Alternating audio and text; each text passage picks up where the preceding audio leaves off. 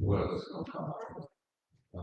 We did a little bit of it anyway, and hopefully it will come out well enough so that you can see that we were, it was our intentions to honor and not to downgrade or destroy. Let's do a little bit of our Mother's Day song. To have a living mother. Yes, yes.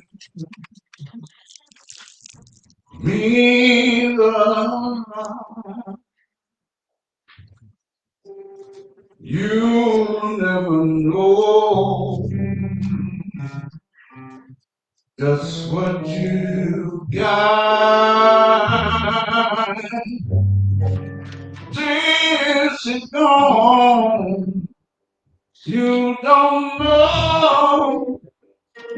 You just don't know Yes, yes, yes. how blessed you are. Oh, that's it. What name is the food? Pilgrim.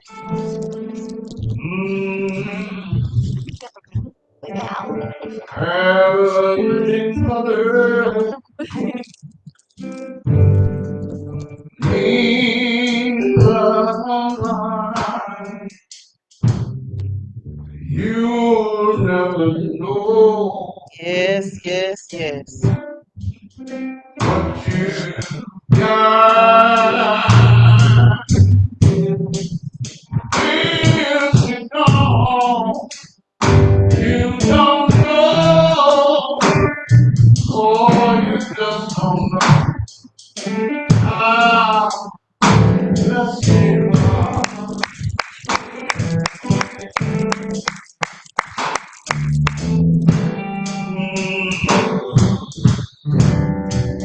My mother left me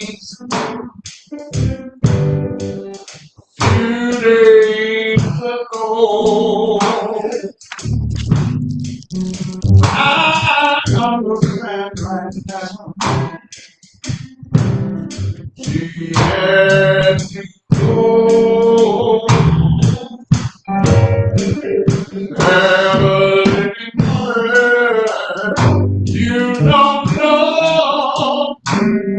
Oh, you just don't know how blessed you are.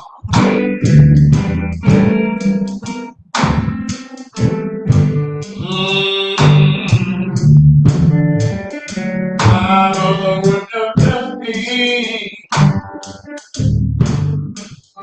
if she could have stayed. Even I know her mother prayed. Heavenly Mother, you don't know, boy, you just don't know how blessed you are.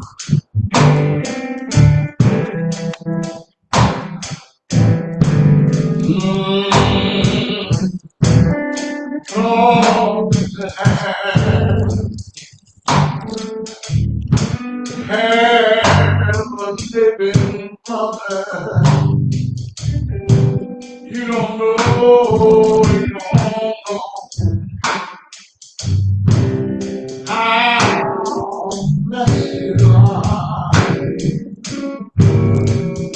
Heavenly Mother, you don't know, no, just don't know how blessed you are.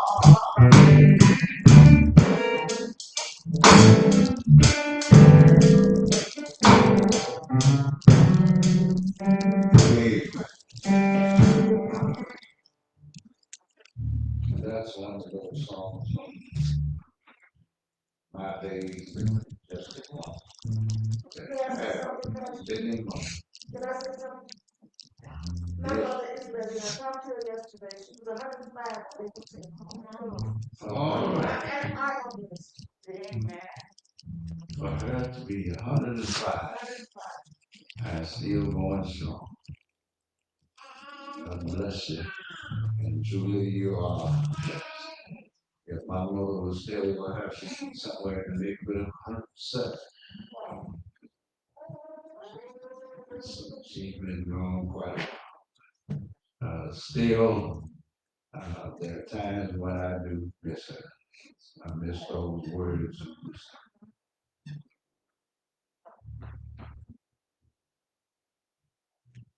So today, I thought I would try to talk about something that all of us probably can relate to. You know, we can relate to it from the standpoint that we've heard these same things from our mothers, and we've heard these same things from other folk. I thought about this, and I usually don't do occasional sermons. I just pull out scripture and start talking about the Word of God. But today I'm going to try to do something that's geared toward mothers. And if I watch it, well, target in the head and not in the heart. Today I want you to look at Ephesians chapter 6, verses 1 through 3. Ephesians chapter 6, verses 1 through 3.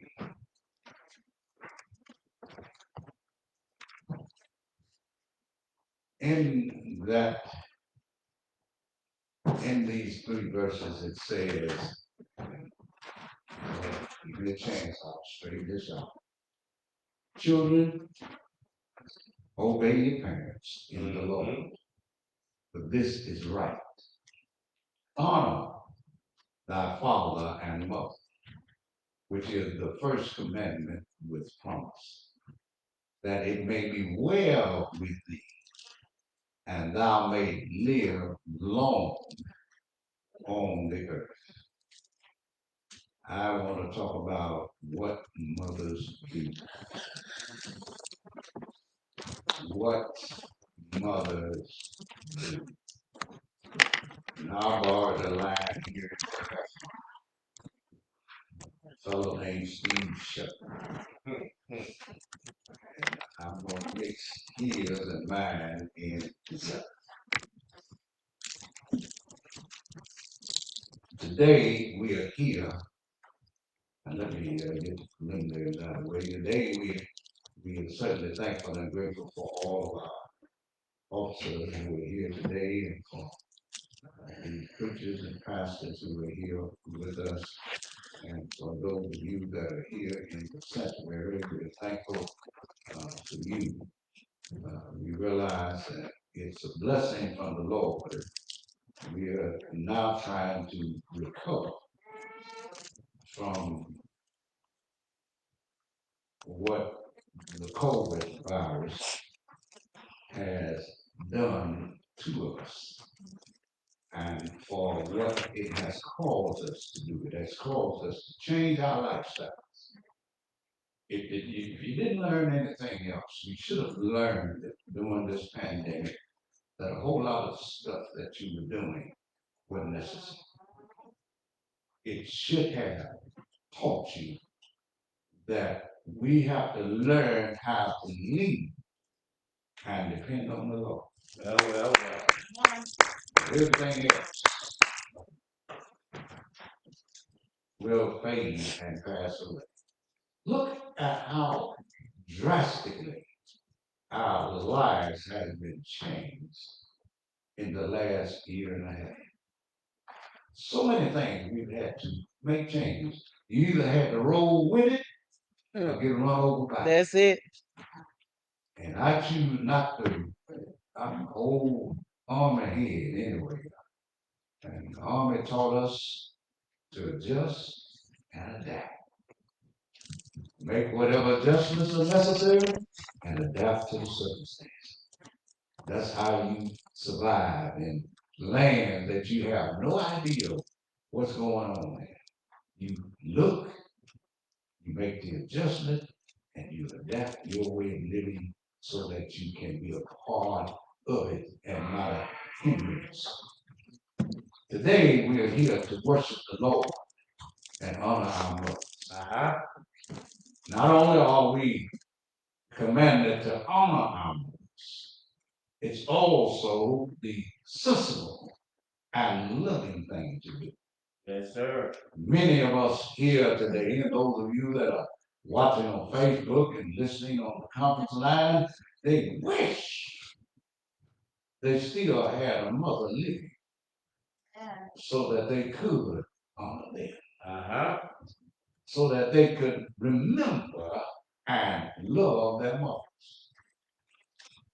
Many of us today don't seem to realize that no matter how old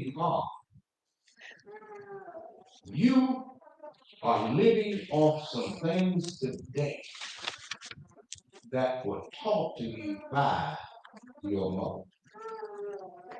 I heard one preacher on the radio this morning talking about how a little child saw his father adjusting the camera so that they could do a live video. And the little boy saw how the dad would go up to the camera and squat down to get the camera on the right angle, and he would do exactly what he needed. He learned that by observing his father. When he's older, he will remember how his father made those adjustments. And he will make those adjustments for his children. So here we are today to honor those that have given us their blood, sweat, and tears. Those that have taught us how we should live life and how we should act. There's a story told here about a 6-year-old that got separated from his mother in the grocery store. And when he got separated from his mother, he began to call his mother. And he did something that would have got most of us in trouble. He called her by her name. Martha, Martha, Martha. As he called her by her name, she came running to him quickly because she recognized the voice and she recognized the name. But she looked at him and she said, honey, why did you call me by my name and not mother? He said, Mama, there's a lot of mothers in this stuff. I don't care where you go. There are mothers everywhere. And it seems like mothers have gotten together at some point in time. And they got a handbook that they read from. Because a lot of the stuff that your mama taught you, the guy across the street, mama taught him. Yeah. Say it. Well, I didn't dare call my mama him. You're right. I'm still standing today. Yes, sir. That's proof I didn't call her him.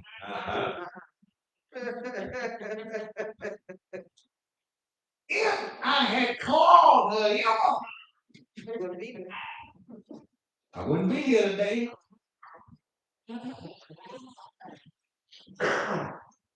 I remember once something happened around the house, and I said, say no bad word, I thought. I said, Mama, that guy lying. I got that look. I said, ooh, it's time to duck and cover. She grabbed me and let me know you don't say that. I can say it because I'm wrong, but you don't say that. And I looked at her, I said, okay, I'm glad you told me. That's another word to scratch off the list. And there were several words that were scratched off the list. I wasn't like these children are today. I couldn't say any and everything. No, sir. Around mom. Certain words were taboo. Even if you were thinking of them, you didn't dare let it come out of your mouth. And I don't know about you, but my mama seemed to be a mind reader sometimes. Because I would just have a look on my face and say, I know what you're thinking. I say it if you bad. And I'm trying to smile. No, mama. No, mama, what that? Yes, you was. I can see it. And I'm trying to figure out how do you read my mind? But you could just tell that I wanted to say something. And I knew I didn't have, I better not say. Let's look at some of the things, a few things that Mama had taught us. My mama taught me to appreciate a job well done. Mm-hmm. She told me if it's worth doing, do it well. Yeah. I said, ma'am, she said, I don't care what you be in life, boy, be a good one. That's right. I said, a good one. She said, yes, be the best you can be at. I said, huh? She said, if you be alive, be a good life. If you be a drunk, be a good drunk. If you be a garbage man, be the best one you ever had. Whatever you undertake to do the job well. Yeah. Be good at it. Work at it. Make it good. And I look at our children today and wonder sometimes, where did we go wrong? Because they don't seem to think doing the job well.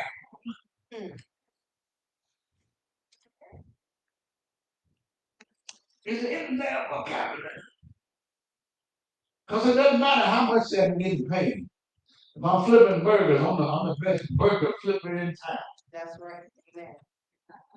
If I'm on the fries, I got the head. Can't nobody cook fries like me. That's right. Amen. My fries taste better than everybody's fries. You know what that leads you to? A better job. Better job. Better job. They're gonna give you a job. They're gonna give you a job, move you up the ladder. That's right. Why you move me up the ladder? Because you do a good job. I don't care where I put it. I had you sweeping the floor and you did that so good. I said, I got to find something else for you to do. When you did that job, you did that so well, I decided I better put you up somewhere. You do whatever I assigned you to do so well that I can trust you to run this place. That's right. Amen. That's right. Whatever the job is, everybody appreciates a job well done. Your mother taught you if you had siblings, and I was the only child at home, the rest of them were gone. But when she taught you, if you had siblings at home, she said, if you're going to kill one another, do it outside. The house clean. We don't want you to mess up the house. Oh, Lord. Mama used to tell me if you mess it up, you better straighten it up. That's it. That's it. And the problem, Mama had a cotton tick on her head. And if you don't know what a cotton tick is, it took some skill to make up a cotton tick and make that bed look smooth. Yes, sir. And if you fool around and got on that bed, you were going to leave an imprint. And if you didn't know how to get it out, the first thing out, boy, why was you on my bed? You can't lie. And for some reason, I just could not help myself. Mama, that was not me. And she would look around. Mm-hmm. You the only one here. But Mama, it wasn't me. Who was it? I don't know who it was. My husband knows. It was a good life.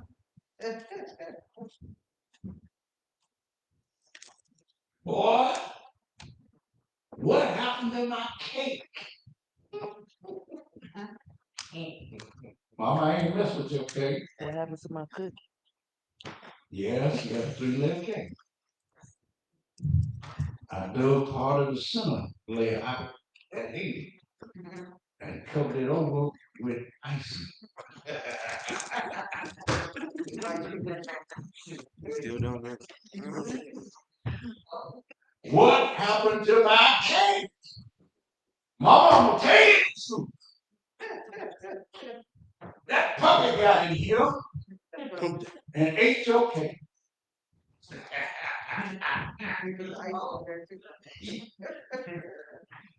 She looked at me.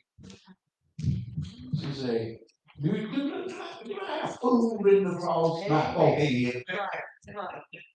You must think I'm a fool. Mama, I ain't call you that. You must be trying to call me that to tell me a lie. Mama taught me about religion. That song about Mama drug me to church. Mama drug me to church. The preacher's kid. But Mama drug me to church. You were going to church. I don't care if you were sick.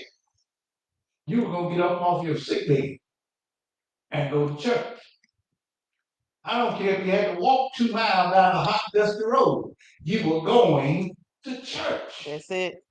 And when you got to church, you were going to stay awake. That's it. I'm tired, Mama. But you're going to stay awake. Because Mama could thump them little fingers. Every time you would, the next thing you know, I'm awake, Mama, I'm awake. No, you wasn't even asleep. She taught you about religion. Because she was going to take you to church. Yeah. And you were going to go to church religiously. That's right, amen. In the morning, at 2 o'clock, at 6 o'clock, at 7 o'clock. If they were having something at church, you were going to be there. That's right. Sometimes they would send us with older kids. They don't know nothing about that these days. They would send us with the teenagers, us young folk, the little kids. We had to go with the teenagers. And they better not come back to that house and say, we sassed them. Boy. See, I was all right as long as she was saying boy. If she was saying Junior, I was still all right. I was getting in danger, but I was still all right. If she said Gaither, That's it. I said, oh, let me find somewhere else to be. That's right. It's coming. She never called me by my name until I got in serious trouble. Now, when I got old,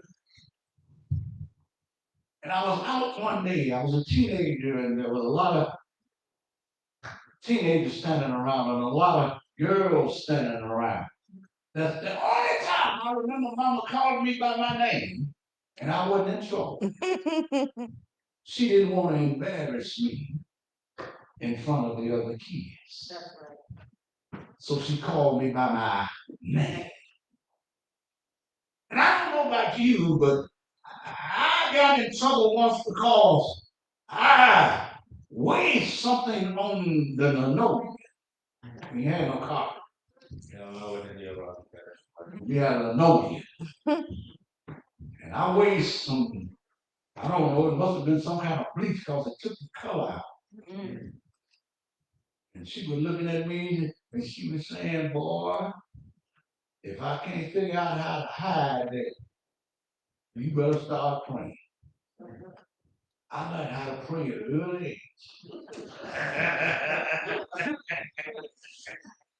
Them old men at church didn't have nothing on me. I know that's right. Because after the first couple of licks with that switch, you could hear me all up and down the road. Yeah, yeah, yeah. Call him. And one day, I got to calling on the Lord. Mama got tickled. And she couldn't whoop me. She couldn't finish whooping me. I called the Lord that day. I said, Lord, my way. She about to kill me. She said, boy, quit lying to the Lord. You ain't finna kill you.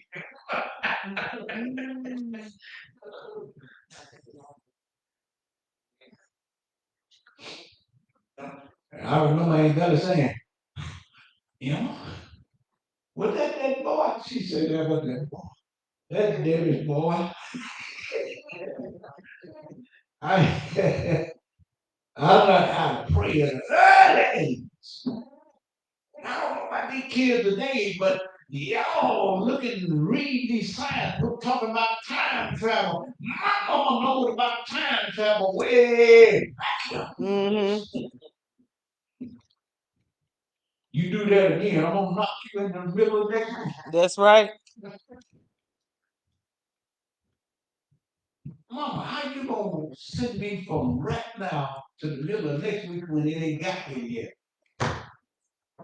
When that story came on about time travel. Oh, Mama been knowing about that. If you don't straighten up, Mama would tell you, straighten your face up. Well, I do it for you. Because she done told me to do something I don't want to do. Mm-hmm. And the expression on my face say, I don't want to do it. Straighten your face up, boy. And I'm trying to straighten it up. Mm-hmm. You look like you want to do something to me. Mm-mm. No, wait, Mama. Now, see, now you got me wrong, Mama. See, I ain't finna do that. Yeah. I know you ain't. Cruising for a bruise. By that time, I'm on the floor.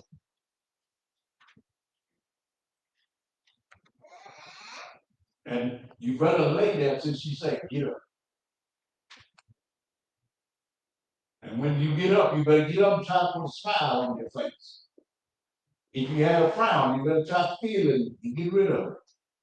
Smooth it out. See what he gonna tell you? Boy, you cross them eyes up one more time, it's gonna stay crossed. My mother taught me logic. And when she taught me logic, it didn't have no explanation. I did not dare say why. She would tell me to do something, and she would say, and I would say, why? And the answer I got was, because I said so. That's it. Amen. And that was the only explanation you were going to get unless you wanted to book. Mm-hmm. Cruising. We got an expression, you cruising Yeah. or bruising. Yeah. Say one more word. Mm-hmm. I heard that so many times. Say one more word. Mm-hmm. Let another tear fall.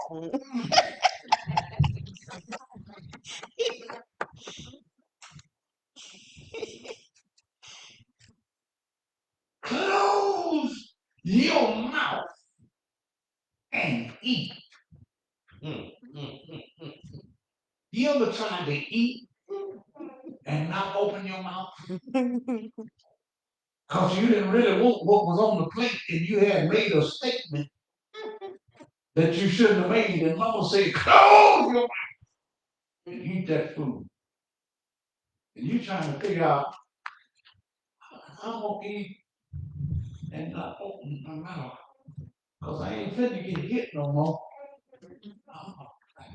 Lord, show me how to eat and not open my mouth. And then you look sideways, see if she was looking at you. Fill your mouth up. I don't want that. Hey, fine. Gonna be hungry. Go to bed. Mm-hmm. I went to bed hungry one time. From then on, I figured out how to eat whatever was on that plate. Mm-hmm. What's that? I don't like that, but give me that ketchup. Give me some tomatoes. I see a jar of tomatoes. I can get tomato, put it with and mix the tomatoes in there with it. I need. Let me get this juice off these peaches, canned peaches. Ones that she can, not the ones you open a can, the ones in that mason jar. And I was listening to the news the other day, and they tell me there's a shortage in mason jar. If you want to can something, you better order your jars now.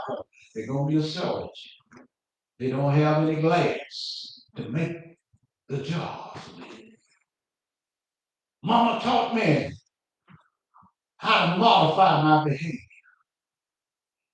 When she would tell me to modify my behavior, she would look at me and she would say very quickly, stop acting like your daddy. She had another word in front of daddy. Yeah.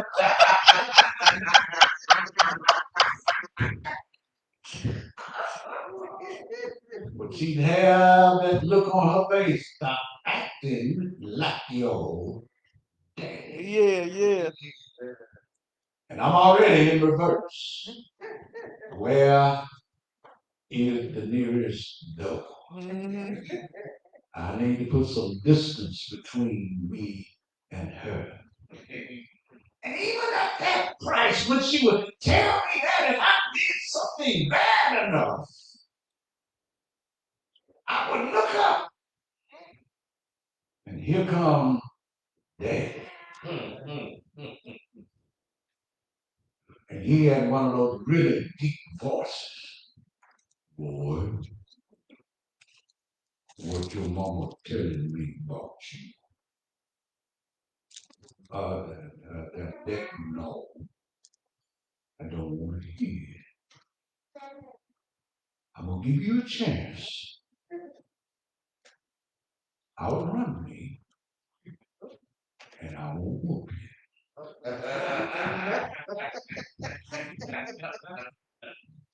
You figure to get the brakes beat off you. Because even at the age of 50, I could not outrun my dad.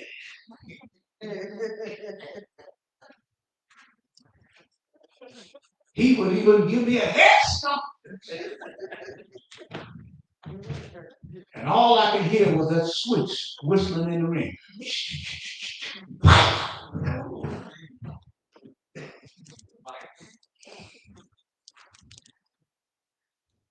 Now I knew the only thing, the good part about daddy was you were going to get but three licks. Father, Son, Holy Ghost. That's what you were going to get, three licks. But believe me, you were going to feel them from the top of your head to the sole of your feet. By the time that third one caught you, you was already hollering, Mercy! Lord have mercy. Boy, don't let me have to come back to see about you. If your mom called me again, Wait, Dad, oh, now, you don't have to get all out. I don't want to hear it. And he started singing one of them songs. Oh, Lord, Savior, God is softly fall. Save my soul. Oh, that means whooping finna get dull. Because I done something I really didn't have a business. Finally, she taught me the value of telling the truth. I found out that if I told her the truth, I could avoid some whoopings. That's it. But I had to have enough guts to tell her the truth. Yes. Amen. And it takes guts to tell the truth. It does. It just seems like a lie is easier to tell. But telling the truth, you're telling on yourself most of the time. At least I would. I'd always be telling on myself. And to see the problem was my older siblings. They were enough older than me that they had permission to whoop me.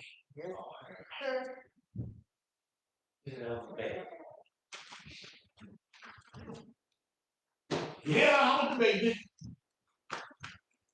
But I say it all the time. I had 3 mamas. There was mama. There was my sister, Lena Mae. There was my sister, Pearlie Mae. And I had to dodge all 3 of them. I remember my sister Pearlie Mae had to hook me because I had a thorn in my foot. And it was so sore, I didn't want her to touch it. So every time she would try to hold my foot and get it out, I would kick her.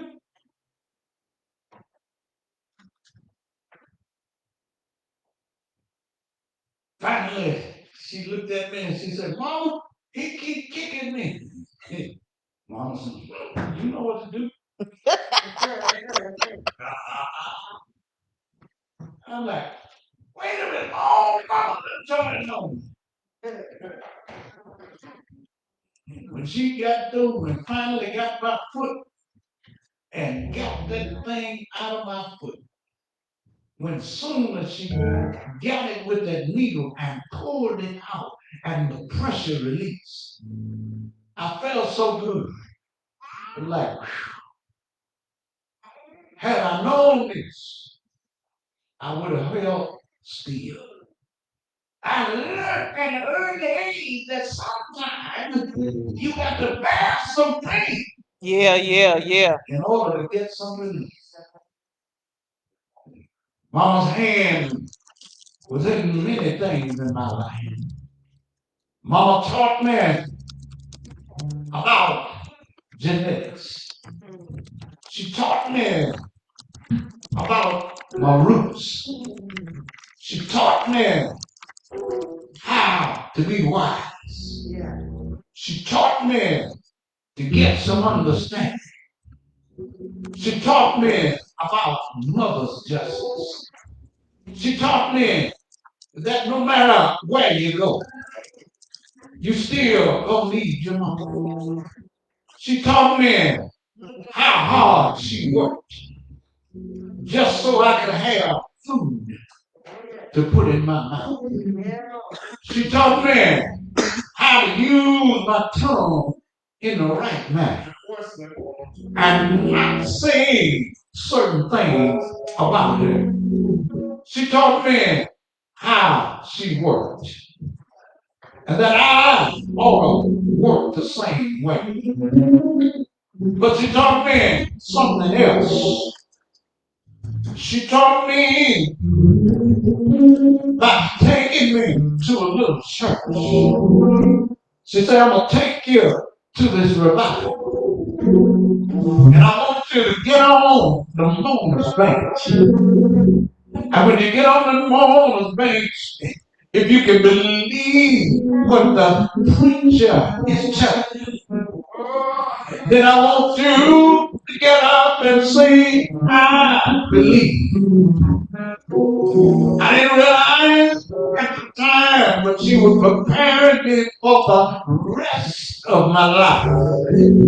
She was trying to let me know I'm not going to be with you always, but I want to introduce you to somebody that'll be with you all the way to the end. And you can lean and depend on him. Well, the old preacher got to preaching one Friday night, talking about how Jesus died to save a sinner like me. And when I heard what he said, I got to think that if Jesus loved me that much, that it would just make good sense for me to love him back. But I needed some assurance. I needed a sign to let me know that Jesus was real. Preacher said, go get somebody out there in the crowd and ask them to pray for you. I went and got Mother Caroline. I got her by the hand. And Mother Caroline started praying. And I started praying right beside her. The next thing I know, I was looking at preacher in the eye. And I was telling him, I believe in the Lord Jesus Christ. And I stopped by to tell you, as I get ready to go to my seat, that Jesus died to save a wretch like you. Your mom been telling you, you're gonna need somebody. Let me recommend Jesus. You can't trust the government. You can't trust the police department. You can't trust nobody. But you can always depend on him. He died on Calvary's hill. He died to save a wretch like you and me.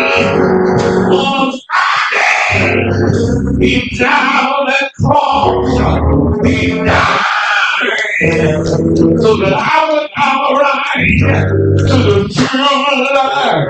He died so I could call him in the midnight hour. Yes, it was another Mother's Day, and I'm glad that you drove me to church. So I can tell somebody he's staying there all night Friday night. He's staying there all day long Saturday. He's staying there all night Saturday night. But Sunday morning, come on and pray. Somebody I can call on. He's real. This morning, real. He's real. I know.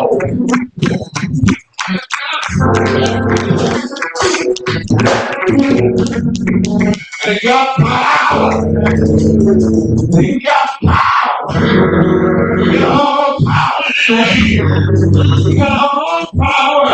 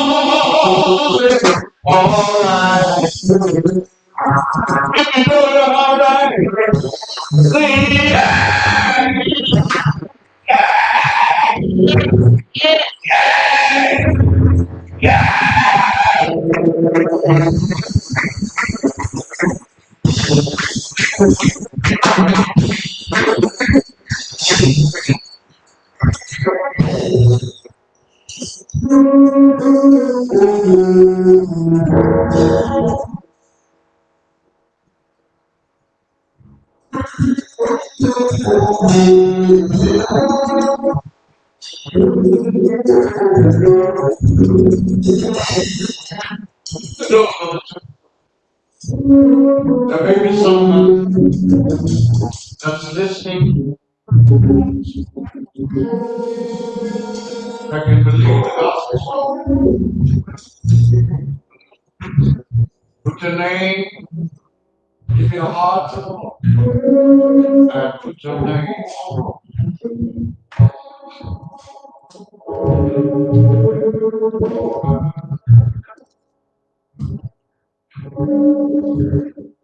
Oh, how I love thee.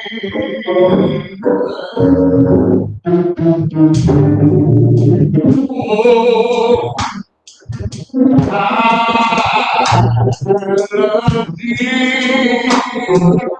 Oh, I love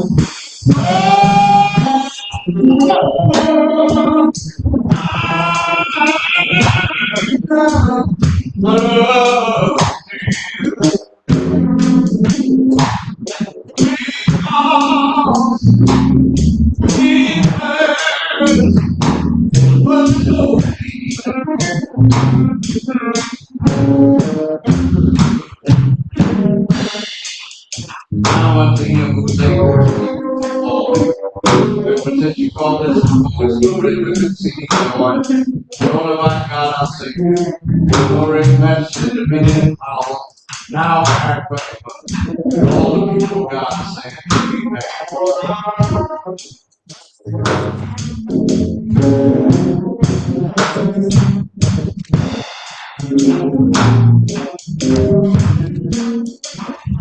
Say to yourself,